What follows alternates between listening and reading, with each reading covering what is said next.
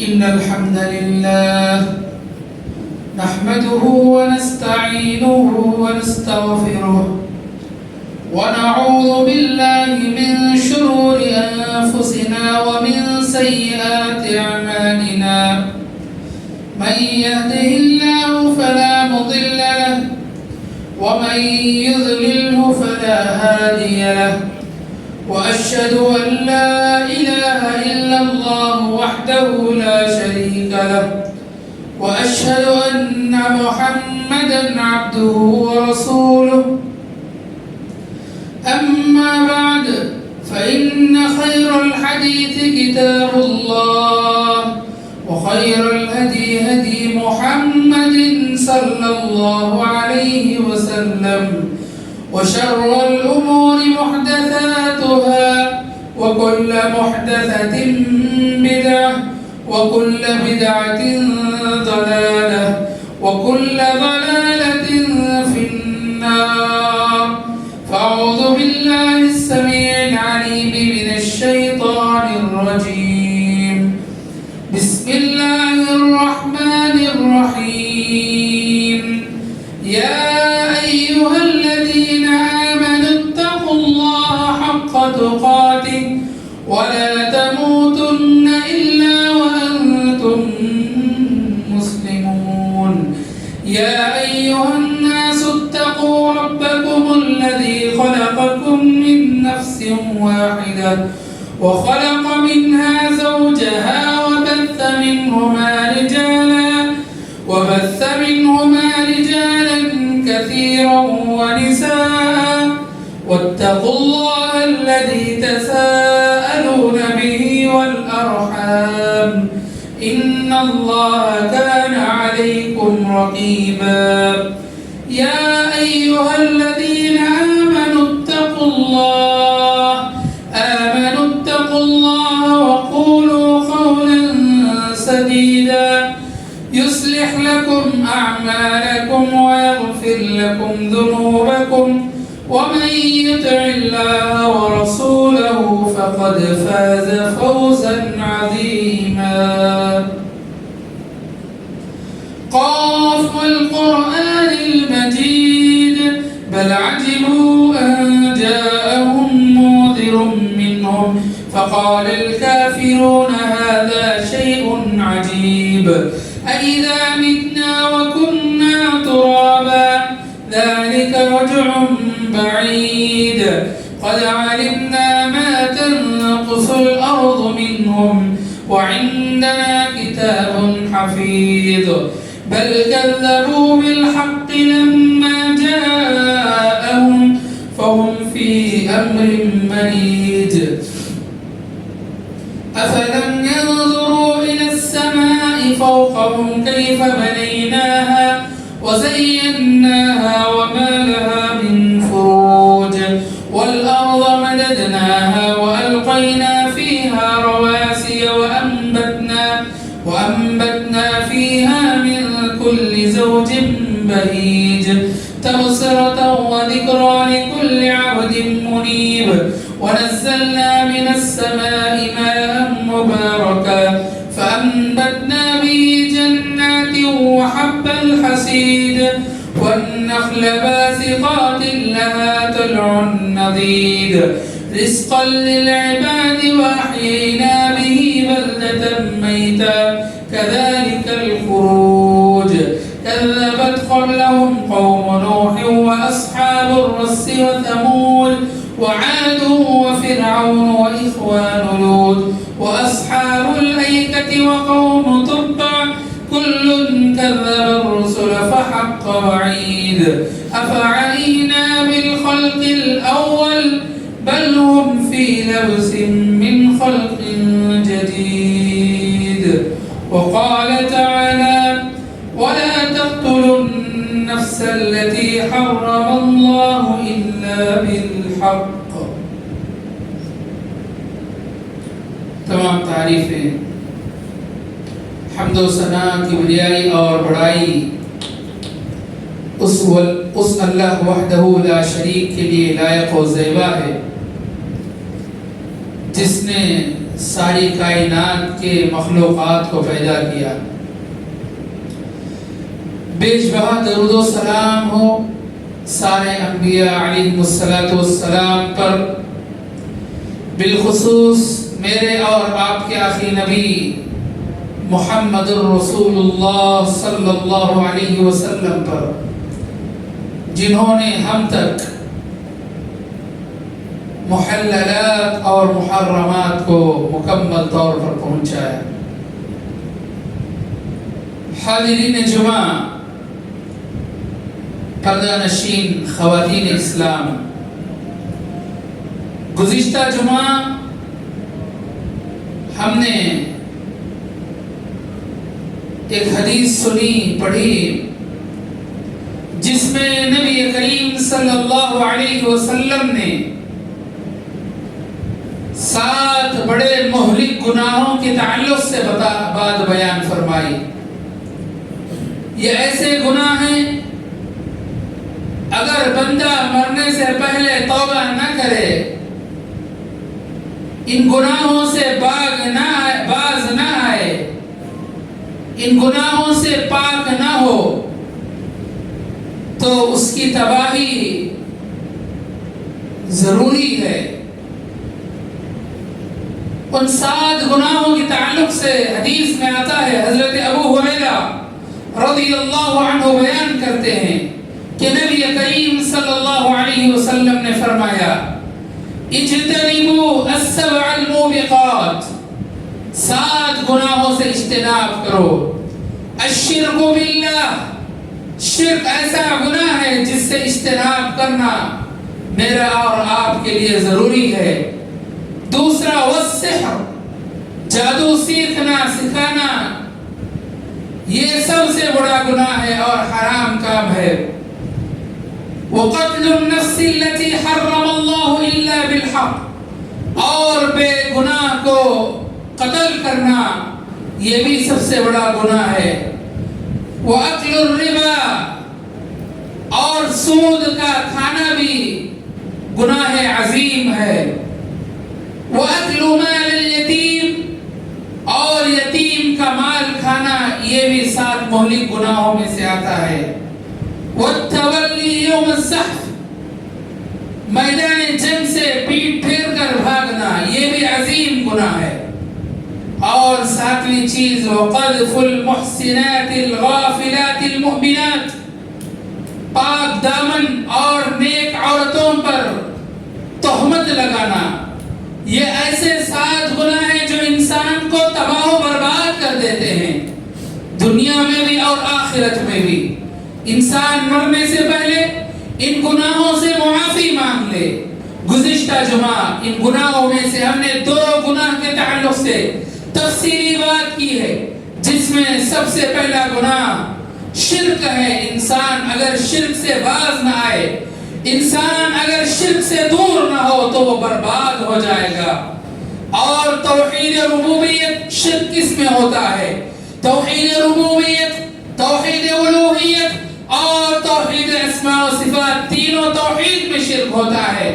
اور ہم نے گزشتہ جمعہ یہ جاننے کی کوشش کی کہ توحید ربوبیت کیا ہے.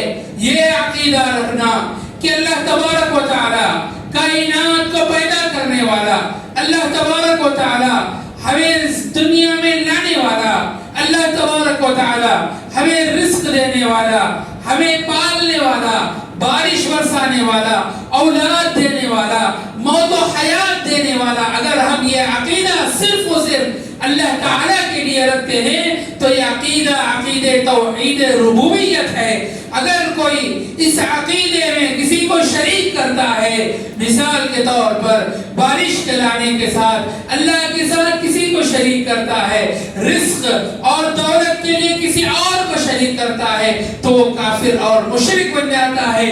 اگر مرنے سے پہلے وہ اس شرک سے توبہ نہ کیا، توحید کی طرف نہ آیا، توحید ربوبیت کو نہ مانا، تو جو ہے دنیا و آخرت میں برباد ہو جائے گا اور جہنم میں ہمیشہ ہمیشہ رہے گا.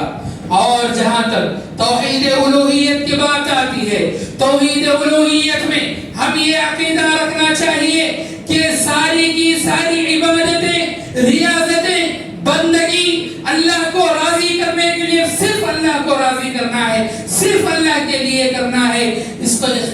کہا جاتا ہے توحید الوہیت میں کسی اور کو اللہ کے ساتھ شریک بنانا یہ شرک اکبر ہے. اس سے انسان اسلام سے خارج ہو جاتا ہے, مشرک اور کافر ہو جاتا ہے. اگر موت سے پہلے توبہ نہ کر لے, توحید الوہیت میں اللہ کو اکیلا نہ مانے تو وہ انسان برباد ہو جائے گا. اور اسی طرح اسماء و صفات میں یہ توحید کا مختصر تعارف ہے. اور شرک سے باز آنا چاہیے, شرک سب سے بڑا گناہ ہے. اور اس حدیث میں جو 7 عظیم گناہ اور مہلک گناہ بتائے گئے ہیں اس میں سب سے دوسرا جو بڑا گناہ ہے وہ سحر ہے, جادو ہے. سیکھنا سکھانا, اس کے تعلق سے ہم نے جو ہے تفصیلاً جو ہے گزشتہ جمعہ بات کی ہے. جو باقی 5 گناہ بچے ہیں اس کے تعلق سے انشاءاللہ اس جمعہ میں بات کریں گے. تیسرا جو سب سے بڑا گناہ ہے جس سے انسان برباد ہو جاتا ہے, کبیرہ گناہ ہے, مہلک گناہ ہے, وہ کسی بے گناہ کا قتل کرنا اور عمدن قتل کرنا. اگر کوئی انسان بے گناہ کا قتل کرتا ہے اور عمدن جان بوجھ کر قتل کرتا ہے, جب تک وہ توبہ نہ کر لے, اگر توبہ نہیں کرتا ایسے ہی مر جاتا ہے تو اللہ تبارک و تعالیٰ کے یہاں وہ جہنم رسید ہو جاتا ہے. قرآن و سنت میں کئی دلیلیں موجود ہیں جس سے قتل کرنا انسانیت کے لیے بہت بری چیز ہے. آج مسلمانوں کے خلاف ایسے پروپیگنڈے پھیلائے جاتے ہیں کہ مسلمان قاتل ہے. نعوذ باللہ, مسلمان ایک سچا مومن کبھی بھی کسی کا قتل نہیں کر سکتا. اللہ تبارک و تعالی نے فرمایا وَلَا تَقْتُلُوا النَّفْسَ الَّتِي حَرَّمَ اللَّهُ إِلَّا بِالْحَقِّ. اے مومنو, اے مسلمانوں, تم کسی کا بے جا قتل نہ کرو, بے گناہ انسان کا قتل نہ کرو. ہاں قتل جائز ہے. کب جائز ہے؟ 3 صورتوں میں.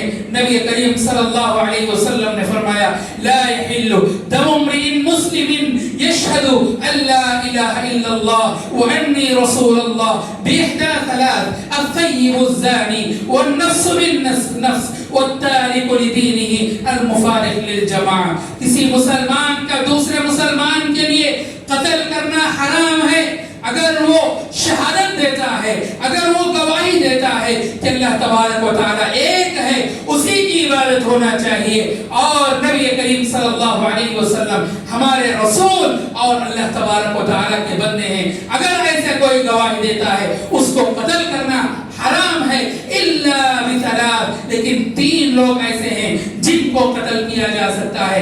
الطیب الزانی, جو شادی شدہ زانی ہے, شادی ہونے کے بعد زنا میں مبتلا ہو گیا, شریعت یہ کہتی ہے کہ اسے رجم کر کے ختم کر دیا جائے. کب؟ اگر اسلامی قانون ہے, اگر اسلامی قانون کے رہتے ہوئے نبی کریم صلی اللہ علیہ وسلم کے زمانے میں یہ واقعات پیش آئے تو لہذا اگر کوئی ایسا کرتا ہے تو قاضی حکم, قاضی وقت کیا کرے گا, اس کے لیے فیصلہ کرے گا.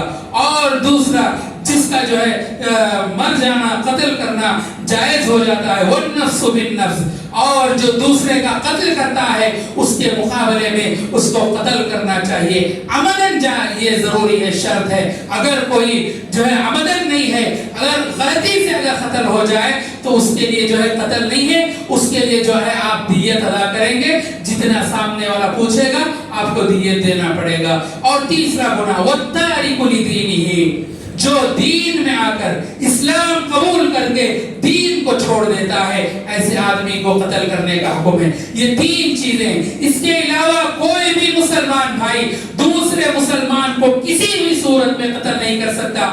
اگر قتل کرتا ہے تو وہ کبیرہ گناہ ہے اور وہ انسان اسلام سے خارج ہو سکتا ہے. عرفات کا موقع ہے, نبی کریم صلی اللہ علیہ وسلم حج کے میدان میں ہیں, حج کا وقت ہے, 9 ذی الحجہ ہے.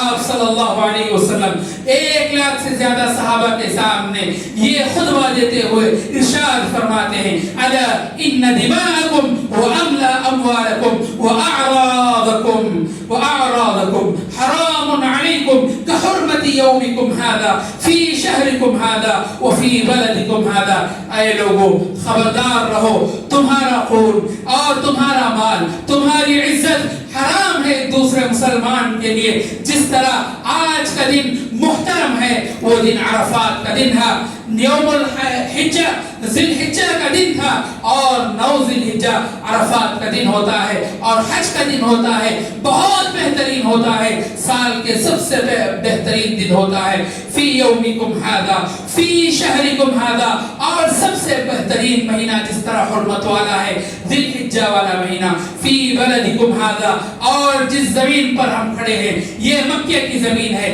جس طرح یہ دن محترم ہے، یہ مہینہ محترم ہے، یہ مکہ کی سرزمین محترم ہے، اسی طرح تمہارے مسلمان بھائی کا خون، تمہارے مسلمان بھائی کا مال، تمہارے مسلمان بھائی کے آبرو و عزت اسی طرح محترم ہے، لہذا کسی کو قتل نہ کرنا۔ میرے محترم بھائیوں، آج جو ہے مسلمان چھوٹی سی جگہ کے لیے، 1-2 ایکڑ کے لیے، چھوٹی چھوٹی زمین پر مسلمان آپس میں لڑتے ہیں، قتل ہو رہے ہیں، زمینات کے سلسلے میں، جائیداد کے سلسلے میں، اولاد کے سلسلے میں یہ قتل کرنا بالکل بہت بڑا جرم ہے۔ نبی کریم صلی اللہ علیہ وسلم نے اسے 7 مہلک گناہوں میں سے شامل کیا ہے، اسی لیے قیامت میں سب سے پہلا جس کا قیامت میں تقاضا کیا جائے گا، فیصلہ کیا جائے گا، وہ خونوں کا فیصلہ ہوگا۔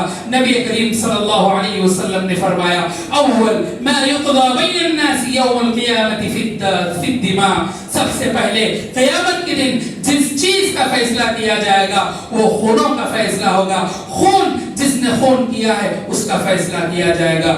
بے گناہ کو قتل کرنے سے اللہ تبارک و تعالی نے قرآن مجید میں 5 وعیدوں کا ذکر کیا ہے، اگر کوئی انسان بے گناہ کو قتل کرتا ہے 5 وعیدیں اس کو جھیلنا ہے۔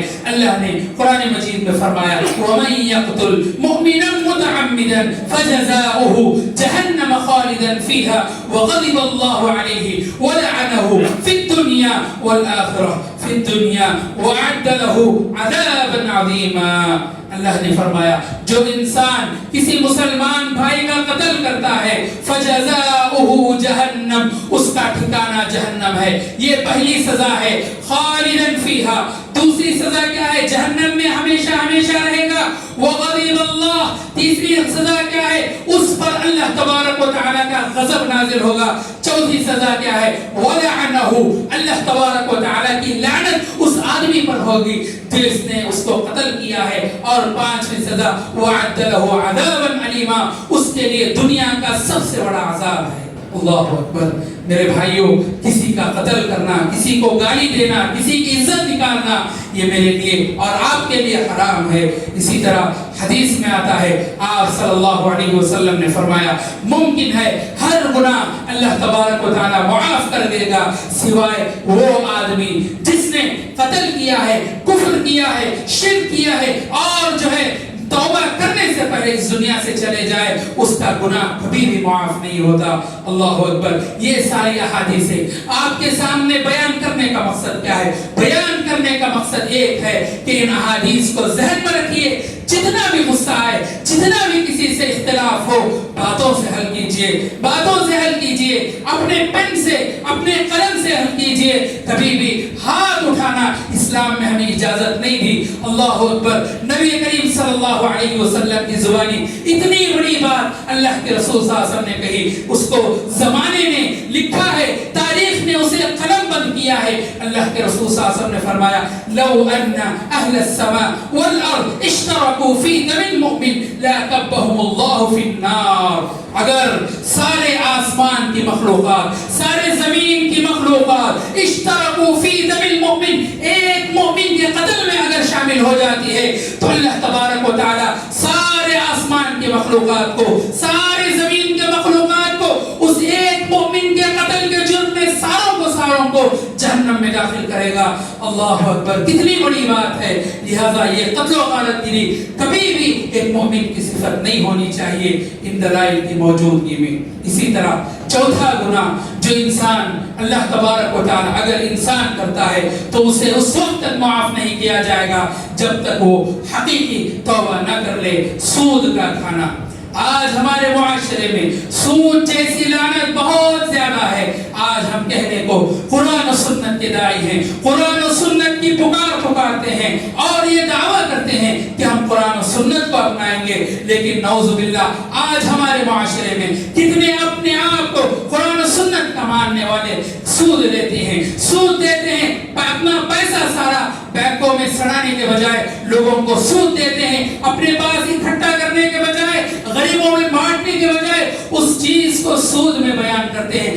آج ہماری امت, ہمارا معاشرہ, خصوصاً ہمارے ہندوستان کی حالت یہ ہے کہ 60% سے زیادہ مسلمان سودی لین دین میں ملوث ہیں. یہ ایسا برا گناہ ہے, نبی کریم صلی اللہ علیہ وسلم نے فرمایا کہ جو سود کھاتا ہے, سود دیتا ہے, گویا اس نے اپنی ماں کے ساتھ زنا کیا. نعوذ باللہ, اتنا بڑا جرم ہے. لہذا میرے بھائیوں, ان دلائل کی موجودگی میں آپ ذرا غور کریں, اپنے ایمان کو ٹٹولنے کی کوشش کریں کہ میں جو کام کر رہا ہوں, جو میں سود میں ملوث ہوں, چاہے کتنی بھی مجبوری آ جائے, سود لینے سے بچنا چاہیے.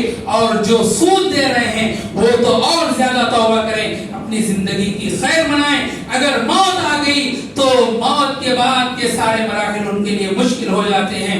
سود کے بجائے اللہ تبارک و تعالیٰ نے بہترین حلال ذرائع آپ کو دیے ہیں. تجارت کریں, تجارت کے لیے اگر طاقت نہیں ہے تو کام کریں, محنت کریں, مزدوری کریں. سب سے بہترین چیز اللہ نے جو حلال کی ہے انسان کے لیے وہ جو ہے تجارت ہے. اللہ نے قرآن مجید میں فرمایا وَأَحَلَّ اللَّهُ الْبَيْعَ وَحَرَّمَ الرِّبَا, اللہ نے لوگوں کے لیے تجارت کو حلال قرار دیا ہے اور جو ہے سود کو حرام قرار دیا ہے. اور معاشرے میں ہمیشہ سود کو ختم کرنا چاہیے اور تجارت کو بڑھاوا دینا چاہیے. اسی لیے اہل ایمان کو اللہ نے سود سے روکا, فرمایا یا ایھا الذین آمنوا لا تأکلوا الربا اضعافا مضاعفہ واتقوا اللہ لعلکم تفلحون. اے ایمان والو, سود کو بڑا چڑھا کر نہ کھاؤ. کھانے والے بھی گنہگار ہیں, لینے والے دینے والے سب گنہگار ہیں. واتقوا اللہ, اللہ سے ڈرو. سود لینے سے پہلے, سود دینے سے پہلے اللہ سے ڈرو. لعلکم تفلحون, تاکہ تم فلاح پا جاؤ, تم کامیاب ہو جاؤ. سود کے تعلق سے اگر کوئی انسان سود کھاتا ہے, سود لیتا دیتا ہے, اللہ اکبر, اللہ تبارک و تعالیٰ نے قرآن مجید میں کھلا چیلنج کیا, جنگ کا اعلان کر دیا جو سود لیتا اور دیتا ہے. قرآن مجید میں اللہ نے فرمایا یا ایھا الذین آمنوا اتقوا اللہ وذروا ما بقی من الربا ان کنتم مؤمنین فإن لم تفعلوا فأذنوا بحرب من اللہ ورسولہ. اے ایمان والو, تم اللہ تبارک و تعالیٰ سے ڈرو. وذروا ما بقی من الربا, اگر تمہارا سود باقی ہے تو اس کو ختم کر دو, نہ دو, معاف کر دو. اور ان کنتم مؤمنین, اگر تم ایمان والے ہو, فإن لم تفعلوا, اگر تم ایسا نہیں کرو گے, اگر روگردانی کرو گے, فأذنوا بحرب من اللہ ورسولہ, اللہ اور اس کے رسول کے ساتھ جنگ کے لیے تیار ہو جاؤ. اللہ اکبر, کتنی بڑی بات ہے. اللہ اور رسول کے خلاف کیا کوئی مسلمان جنگ کر سکتا ہے؟ اے میرے بھائیوں, ہم چاہتے ہوئے نہ چاہتے ہوئے اللہ اور رسول کے ساتھ جنگ کر رہے ہیں. سود لے کر, سود دے کر, غلط کاموں میں ملوث ہو کر, غلط تجارت کر کے, حرام کمال کر کے, کہیں نہ کہیں ہم اللہ اور رسول کے جنگ کے خلاف جو ہے ہم اپنے آپ کو کھڑا کر رہے ہیں. اللہ تبارک و تعالیٰ کہتا ہے قیامت کے دن اللہ تبارک و تعالیٰ تم سے جنگ کرے گا. اللہ اکبر, یہ معمولی چیزیں نہیں ہیں. سنتے ہیں, بھول جاتے ہیں. ایک کان سے سنتے ہیں, جمعہ ختم ہوا ہے, بھول جاتے ہیں. جو سود لیتا ہے, غلط کام کرتا ہے, کرتے رہتا ہے. یہ غلط ہے میرے بھائیوں. نبی کریم صلی اللہ علیہ وسلم نے سود لینے والے پر لعنت بھیجی ہے. حدیث میں آتا ہے کہ نبی کریم صلی اللہ علیہ وسلم نے فرمایا لعن رسول اللہ آکل الربا, لعن رسول اللہ آکل الربا وموکلہ وکاتبہ وشاہدیہ وقالہم سواء.